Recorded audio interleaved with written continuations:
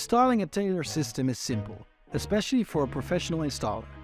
You have 3 apps available: Taylor.planner, taylor.installer, taylor.dashboard.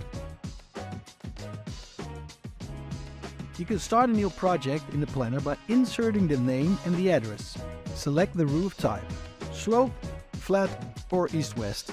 Choose panel type and select type of inverter. Taylor can be installed with multiple brands and models. Use the plus sign to draw in your solar panels. You can add or remove individual panels by double-clicking on a specific panel. Save the site.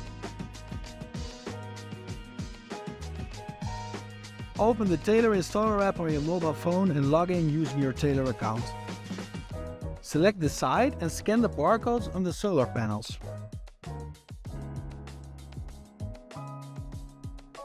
In case needed, use the flip functions to correctly display the orientation of the cables. Install the panels according to your design on the roof and connect them in series using the DC cables. Scan the barcode on the gateway. Mount the gateway on the preferred location, but do not connect it to the grid yet. Going to the inverter, guide one cable through the gateway and the other around it. It does not matter if you choose the positive or the negative cable. Connect the cables to the DC inputs on the inverter. In case 2 strings are being used, 2 DC cables should be routed through the gateway, 1 per string. Do not turn on the gateway yet. Leave the gateway power plug out of the socket and connect the COM cable from the gateway to the COM port of the inverter. The system is now ready for use. First, turn on the inverter and click on Launch in the Installer app.